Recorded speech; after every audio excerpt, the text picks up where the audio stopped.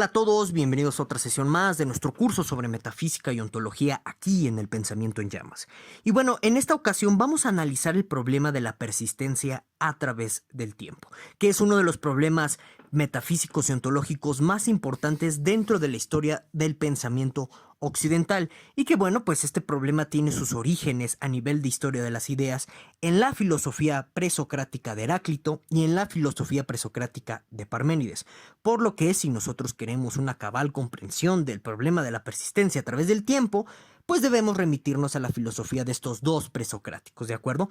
Pero bueno, para tener una panorámica general, vamos a introducir grosso modo qué es este problema metafísico y ontológico de la persistencia a través del tiempo. Y entonces les voy a poner un ejemplo para que podamos comprender todos de una manera sencilla en qué consiste este problema de la persistencia a través del tiempo. Supongamos que alguien llega y les presenta diferentes fotografías de ustedes a través de distintos periodos de su vida. Entonces, pues naturalmente todos ustedes van a poder observar cambios en su fisiología, incluso hasta en el modo de comportarse retratado en esas fotografías, etcétera. Entonces, frente a toda esa multiplicidad de cambios que van a poder observar en esas fotografías, naturalmente ustedes van a poder preguntarse lo siguiente: ¿qué soy yo a través de todos esos cambios que veo en las fotografías? ¿Qué está persistiendo de mí si veo una multiplicidad tan grande de cambios? Eso es, en grosso modo, el problema de la persistencia a través del tiempo. Nos invita a cuestionarnos qué es lo que continúa existiendo a pesar de que nuestro mundo es tan cambiante, tan variado, tan contingente, tan temporal, ¿de acuerdo? Bueno, entonces dicho eso, comencemos con una premisa básica antes ya de entrar en concreto en el estudio de la filosofía presocrática de Heráclito y de Parménides que nos permitan una mayor comprensión de este problema de la persistencia a través del tiempo.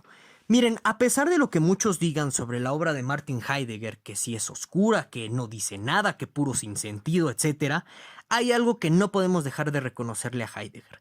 Heidegger era un excelente estudioso de la filosofía antigua griega.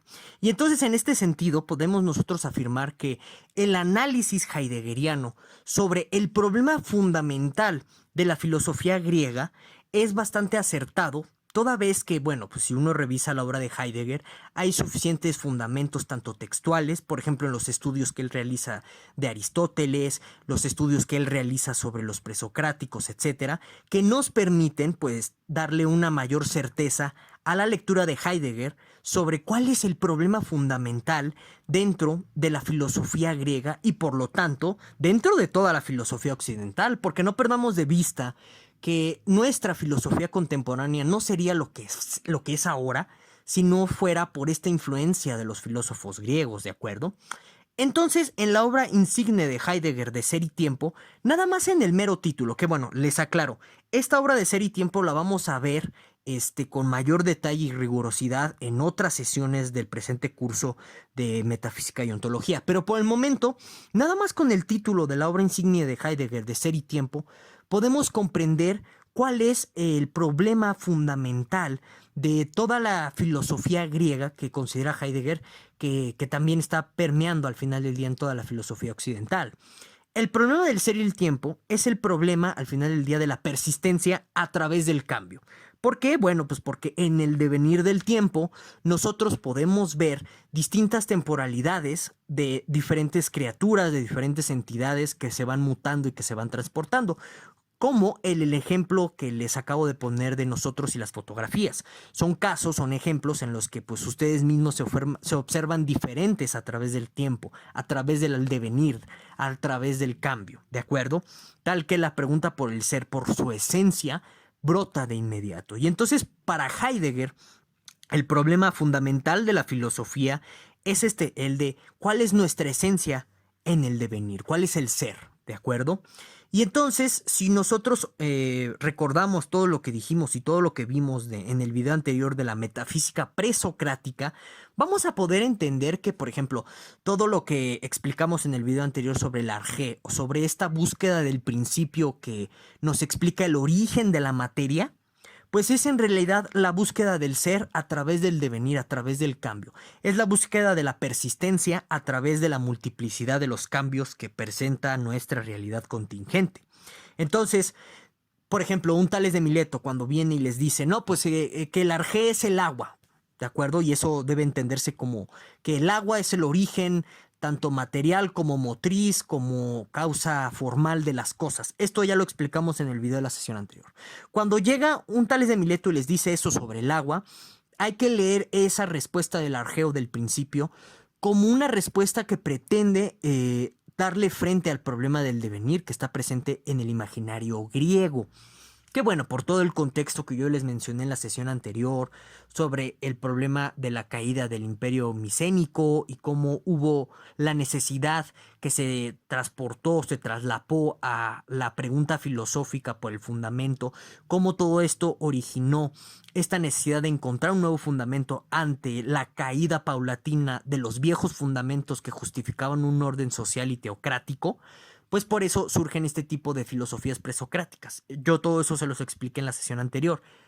Pero bueno, entonces hay que comprender respuestas como la del agua, como una manera de decir la esencia de las cosas es el agua, lo que todo va, o sea, a pesar de que todo cambie en la naturaleza o en la realidad, siempre vamos a tener como esencia de de todas esas entidades que van cambiando al agua. Por ejemplo, así habría que leer las respuestas de los filósofos presocráticos en términos de la lectura helenística que tiene Heidegger en Ser y Tiempo, por ejemplo, que a mí me parece muy acertada por lo que vamos a ver a continuación. Ya entrando como tal en la filosofía presocrática de Heráclito, nos vamos a encontrar que, por ejemplo, para él todo es cambio. Y entonces, en este sentido, hay una negación y por eso podemos hablar hasta cierto grado que en Heráclito hay una antifilosofía en relación a la filosofía que se venía desarrollando en la filosofía presocrática, ¿de acuerdo? En esta filosofía que está buscando el arjé, este fundamento, este principio a través del cambio, ¿de acuerdo? Entonces, cuando viene un Heráclito de Efesos o un Heráclito el Oscuro, como le solían decir también, con sus aforismos a decirnos que todo es cambio, bueno, pues aquí notamos una negación del arjé. Que fíjense qué interesante, ¿no? O sea, para Heráclito, esta afirmación de todo es cambio, o que, bueno, dicho con la poética misma o la retórica misma de Heráclito, pues tenemos estas frases de nadie se baña en el mismo río dos veces, todo fluye, etcétera. Cuando Heráclito afirma todas estas cosas, hay que notar lo siguiente. Heráclito, dentro de la tradición de pensadores presocráticos, es uno de los pocos filósofos presocráticos puramente empiristas. Y entonces, si nosotros nos ponemos desde este baluarte o desde esta plataforma empirista de observación, pues podemos darle la razón a Heráclito. Esto hay que comprenderlo muy bien para comprender, valga la redundancia, a cabalidad, el problema de la persistencia a través del cambio. Decir o afirmar que todo es cambio es una observación empírica que nosotros intuitivamente podemos aceptar como verdadera, ¿no? O sea, de nuevo, nosotros observamos en nuestra realidad cómo las cosas cambian. Y en este sentido, pues bueno, a partir de un empirismo bastante sencillo o bastante directo, confrontamos de una manera sencilla esta afirmación de todo es cambio y siempre resulta verdadera, ¿de acuerdo? Ok, entonces, quizá muchas personas cuando piensan en Heráclito, y esto yo lo comentaba ya desde la sesión pasada, cree que Heráclito está proponiendo como uno de estos elementos primigenios de la materia al fuego. Y eso es un grave error, porque Heráclito, con este espíritu antimetafísico que tiene, que está negando al arjé porque está afirmando que todo es cambio, recordemos, el arjé, el principio, el fundamento, estas cosas como el agua, el apeiron, que ya checamos en otros filósofos presocráticos en la sesión anterior, tratan de decir, a pesar de que todo cambia, hay algo que permanece, según esta lectura heideggeriana que estamos tomando, ¿de acuerdo? Entonces, veamos que en el momento en el que, de nuevo, como les venía diciendo, Heráclito se posiciona en esta tesis de afirmar que todo es cambio, niega el arjé. Por tanto, sería incongruente o muy poco coherente o muy poco caritativo con el pensamiento heraclitiano afirmar que para Heráclito el fuego es un arjé, o sea que el fuego es un principio creador de la materia. ¿De acuerdo? Sería contradictorio bajo esta afirmación de todo es cambio, por lo que les estoy explicando. Claro, hay gente que interpreta a Heráclito como un filósofo contradictorio, como un filósofo de paradojas, de enigmas, lo cual es cierto hasta en cierto sentido y hasta cierto punto. Pero de ahí no se sigue que nosotros interpretemos incongruentemente Heráclito o que interpretemos Heráclito de manera contradictoria. Ojo con eso, no hay que confundir. La tesis o la idea que en apariencia es paradójica de un filósofo con nuestra interpretación que en sí misma es paradójica, contradictoria, ¿de acuerdo? Entonces, partamos de ahí, que el fuego para Heráclito no es un elemento creador de la materia. Es una metáfora del cambio en el cosmos. Para Heráclito, el cosmos es como el fuego. Y entonces, de nuevo, es una afirmación puramente empirista que va de acuerdo con este espíritu antimetafísico y antifilosófico con respecto a la filosofía misma de los presocráticos. Ojo ahí, ¿de acuerdo? Entonces, cuando Heráclito afirma que todo es fuego, o bueno, que el cosmos es fuego, más bien, perdonen ustedes, habría que observar nosotros el comportamiento mismo del fuego. Si ustedes prenden un cerillo, le prenden a la estufa, qué sé yo, van a observar cómo el fuego es un elemento inestable en la naturaleza. Tiene un comportamiento convulsivo. Cualquier cosa que le acerque se la va a consumir, la va a destruir. Y entonces, para Heráclito, el que él vea al cosmos como un fuego, a la creación como fuego, implica que para él el universo es caos, el universo es combustión eterna, el universo es consumir eterno, ¿de acuerdo? Y en este sentido, el cambio en Heráclito es negativo, si quieren usar esta terminología de coaching, en el sentido en el que todo nos conlleva una destrucción perpetua del ser. Todo se destruye, todo deviene, todo tiende a la desaparición en el pensamiento heraclitiano. Eso significa la afirmación de todo es cambio y eso significa lo del fuego en Heráclito. En el video de la sesión pasada yo les dije que para Heráclito el arjé es el cambio y aquí ustedes me pueden decir, bueno, ¿y eso no es contradictorio lo que estás diciendo ahora con lo que dijiste la semana pasada? Pues digamos que al final del día, a pesar de que existe esta lectura antimetafísica de Heráclito, sí está posicionado a nivel de sistema de creencias o a nivel teórico al cambio como un arjé, como un principio generador de la existencia de todo al final del día. Porque no te puedes escapar tan fácilmente dentro de esta lógica presocrática de la renunciación o de el renunciar a seguir postulando principios. Digamos que lo que termina por hacer Heráclito es postular un arjé negativo en lugar de un arjé positivo, un arjé creador. Este es un arjé destructivo que, por ejemplo, se entiende muy bien la fusión de dos tipos de arjé en Empédocles. Eso ya lo checamos en la sesión anterior. Él postula dos principios motrices o generadores que son el del amor y el odio, o el amor y la discordia. Algunos traducen el odio en Empédocles como discordia. Y entonces son dos principios, uno activo y uno negativo, uno de creación y uno de destrucción de la materia. Y aquí en Heráclito, pues nada más hay pura destrucción constante. Entonces, eso es lo que significa el fuego, eso es lo que significa la afirmación de todo es cambio, ¿de acuerdo? Y quedémonos con esa lectura de la antifilosofía presocrática de Heráclito, ¿de acuerdo? Con esta metáfora del fuego. Pero bueno, Heráclito también tiene una forma congruente de explicar el por qué nosotros creemos que existen cosas que permanecen en el tiempo. Por ejemplo, a pesar de que tengamos esta observación empírica de que muchas cosas son contingentes y que cambian con el tiempo, hay algunas que las percibimos como etéreas, como cosas que no cambian tan fácilmente, ¿no? Entonces, por ejemplo, pues yo aquí en la ventana de sus casas que yo estoy grabando, pues yo observo la Torre Latino. Y entonces, pues yo desde chiquito veo a la Torre Latino igual, y entonces, pues yo podría decir ingenuamente que no ha cambiado. Pero, pues en este tipo de percepciones de cosas que no cambian, Heráclito tiene una respuesta, que es que es una ilusión de logos esa permanencia, esa idea de que no está cambiando las cosas. Y entonces aquí el elemento conceptual del logos dentro de la filosofía presocrática de Heráclito nos sirve para explicar eso, el por qué de pronto nosotros creemos que existe permanencia. Y entonces recuerden que dentro de la cultura grecolatina el término logos tiene muchísimas traducciones que va desde lenguaje, pensamiento, hay algunos que lo llegan a traducir como alma o ánimo, entonces es muy variada la traducción de logos, pero básicamente podremos decir que el término logos engloba toda una serie de capacidades o actividades intelectuales. Así para no complicárnosla tanto y no caer en problemas de intérpretes y de discusiones interpretativas sobre el término mismo de logos, ¿de acuerdo? Entonces, ¿qué quiere decir Heráclito con esto? Que va a ser el logos o toda nuestra actividad intelectual la que nos haga creer ilusoriamente que existe permanencia, que existe algo que se resiste a cambiar frente a la contingencia en nuestra realidad, ¿de acuerdo?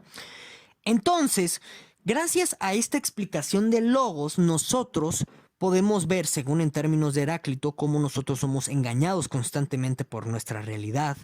Y de aquí se van a seguir ciertos postulados éticos dentro de la filosofía heraclitiana que tienen características místico-estoicas, así entremezcladas de, bueno, mira, pues como todo es cambio, entonces fluye con el cambio, ¿no? Déjate llevar, no te preocupes por qué será del mañana, porque el mañana es profundamente incierto, profundamente invariable, como todo en este cosmos.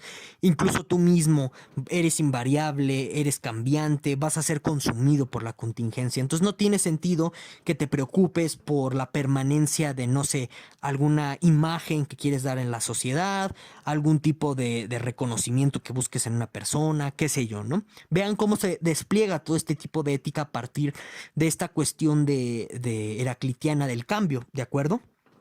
Entonces, aquí ya podemos comprender esta dimensión del problema del cambio, porque también quiero que noten lo siguiente, ¿no? O sea, los discursos religiosos, los discursos políticos que rodeaban tanto a la Grecia de antaño como a nuestro mundo contemporáneo, tienden a creer en la permanencia, ¿no? O sea, son mesiánicos los discursos políticos en el sentido en el que te prometen, y también el religioso y sobre todo el judío cristiano, son mesiánicos en el sentido en el que te prometen un mundo que va a permanecer el día de mañana, ¿no? Llámale paraíso, aquí en México llámale un México sin neoliberales, un México de igualdad, qué sé yo. ¿Sí? Noten, son escenarios mesiánicos que supuestamente perduran, que siguen existiendo más allá de la contingencia temporal. Entonces noten cómo, si de pronto en la actualidad el discurso de Heráclito puede ser bastante efervesciente en el sentido en el que puede destruir estas ilusiones mesiánicas de permanencia a través del tiempo, pues piensen que en el contexto de una Grecia dividida, de una Grecia que está saliendo de las ruinas del imperio micénico, que se destruyó por allá del siglo XII, ya para el siglo sexto, pues Grecia, la antigua Grecia, apenas comienza como medio a organizarse de esa gran convulsión que generó la caída del imperio micénico, pues piensen que un discurso como el heraclitiano tiene profundas implicaciones para lo político y lo religioso, ¿sí? Y es un discurso disgregante. Y entonces, por ejemplo, si nosotros seguimos la tesis interpretativa de Pierre Hadot sobre el modo de vida filosófico, es decir, que cada filósofo en la antigüedad no nada más predicaba teóricamente, sino también con el ejemplo, pues podemos comprender por qué Heráclito era una especie de ermitaño aislado de su realidad, por qué él estaba segregado de las ilusiones de la sociedad que lo envolvía y que lo rodeaba en su tiempo, ¿de acuerdo?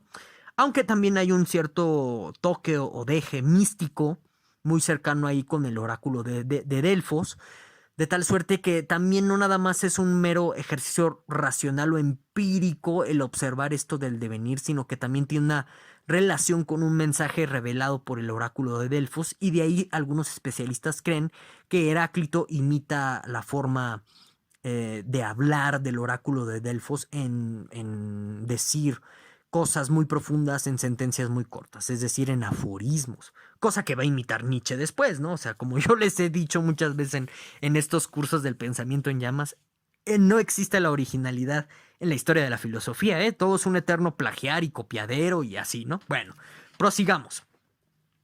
Luego tenemos a Parménides, que va a ser el caballo, o va a ir con el caballo en sentido contrario al caballo por el cual estaba montado Heráclito, ¿no? ¿De acuerdo? Si para Heráclito el cambio es una realidad, para Parménides el cambio es una ilusión. Entonces, miren, yo aquí en la pantalla les puse un librito muy bueno que estaba leyendo hace un par de meses sobre el poema de Parménides. y el diálogo platónico del Parménides de Platón, que bueno, ese diálogo es muy complejo, o sea, es muy difícil de entenderlo, la verdad. Sí requieres como muchos textos especializados, no videos de YouTube de Parménides en 30 segundos y este tipo de cosas. En fin, entonces yo les recomiendo este librito para los que quieran profundizar más en Parménides y en su poema. Que déjenme les digo, ¿no? El poema de Parménides es profundamente raro. Yo conozco tesis de doctorado en un párrafo o bueno, en una línea del poema de Parménides que, bueno, le dedican 1500 cuartillas, ¿no? A descifrar qué carajos quiere decir esa línea del poema de Parménides. Entonces, vean nada más la complejidad a la que nosotros nos enfrentamos cuando hablamos de Parménides, que de nuevo no la puedes abarcar en un video de Parménides en 30 segundos, ¿no? Pero bueno, sigamos. En un aspecto general, o sea, lo que podemos entender en una manera más o menos consensuada dentro de los especialistas sobre Parménides, es que, por ejemplo, él dice que el cambio es una ilusión para la gente vulgar, para los filósofos materialistas, ¿de acuerdo?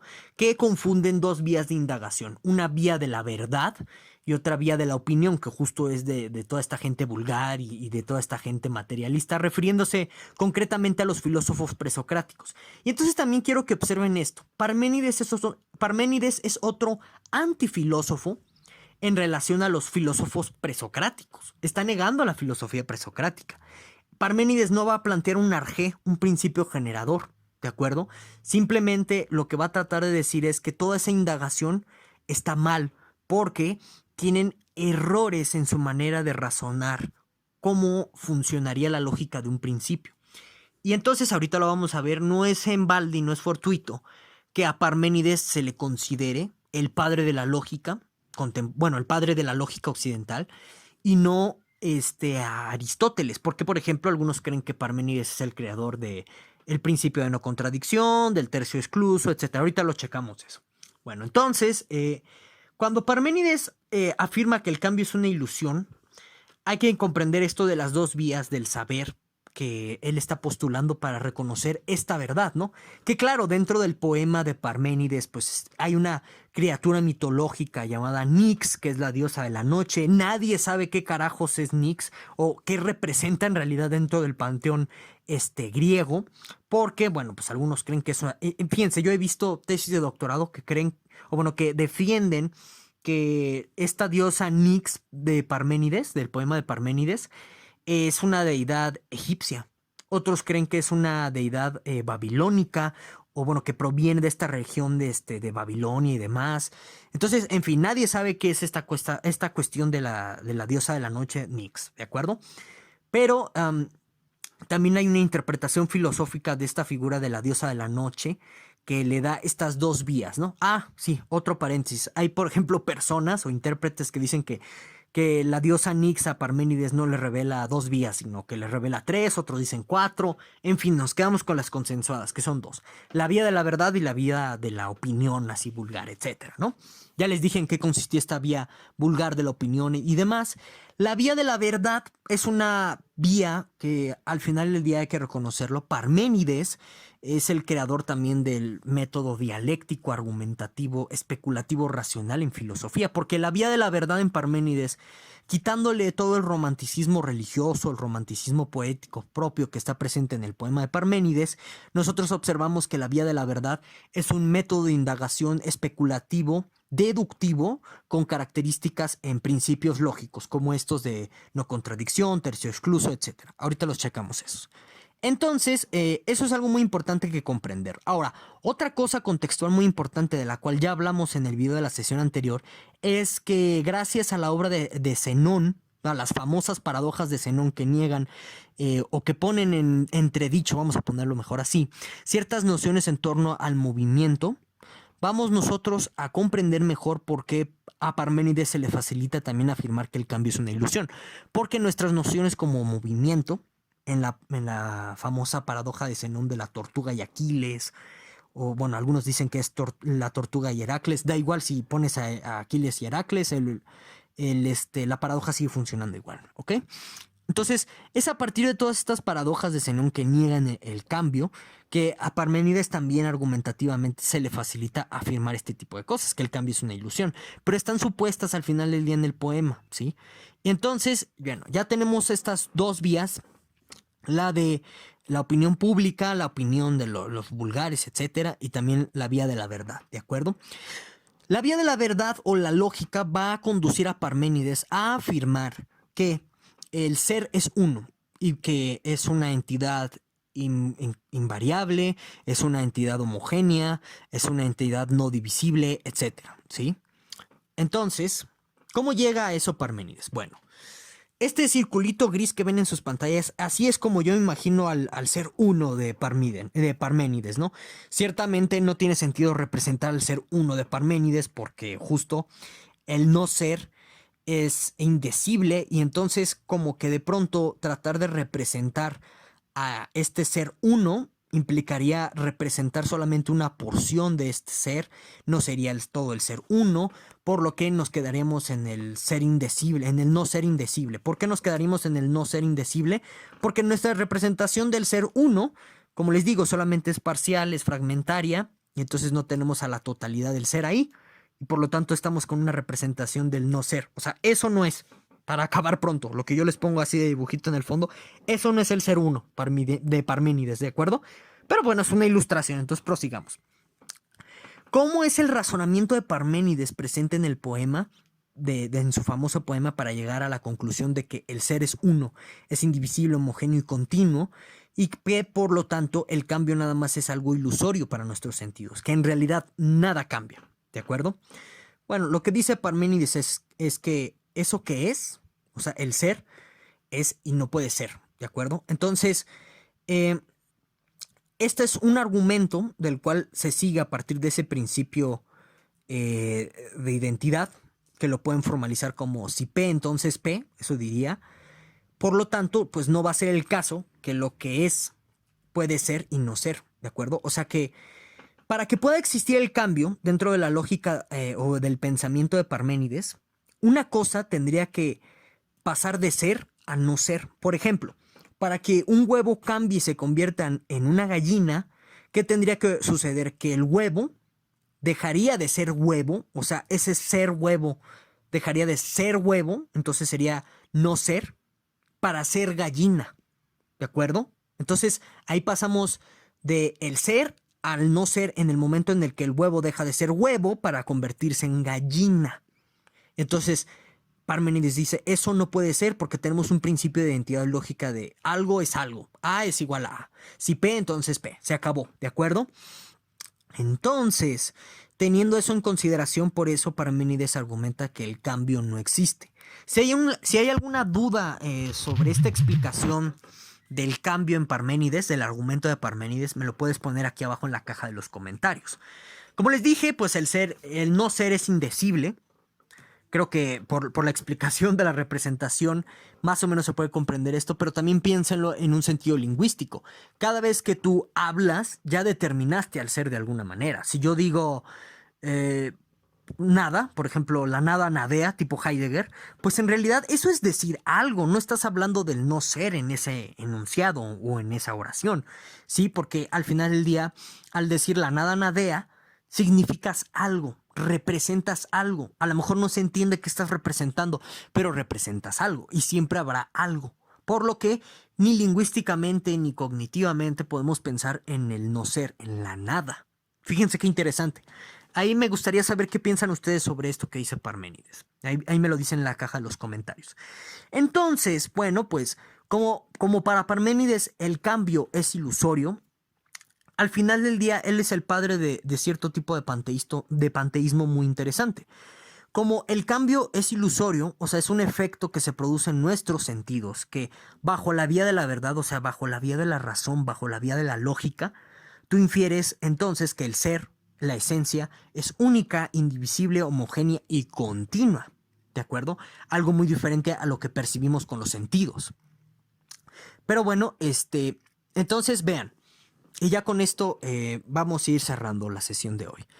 Vean cómo en el pensamiento griego se instaló este problema entre adoptar una vía radical tipo heraclitiana de afirmar todo es cambio, la idea de que existe una esencia o algo continuo es una ilusión del logos o de nuestro pensamiento, de nuestro lenguaje, o adoptar la otra vía radical parmidiana de afirmar que el cambio es ilusorio y lo único que existe es el ser como una unidad indivisible, homogénea y continua. Vean cómo están esas dos vías que comienzan a radicalizar la filosofía del momento hasta llegar, por ejemplo, y por eso se entiende que llegue un Protágoras a afirmar, ¿sabes qué? Pues todo es relativo porque ni Heráclito, ni Parménides o todos los pensadores que están agarrando de una u otra vía, que por ejemplo esto de logos lo encontramos en Anaxágoras, ya lo vimos en el video de la sesión pasada. Esto va a llevar a esta conclusión radical propia de Protágoras de afirmar que todo es relativo. ¿Por qué? Pues porque el ser para uno y para otro, vean qué tan dispar y diferente es, y entonces no puedes afirmar que hay una unicidad en el pensamiento sobre qué es el ser.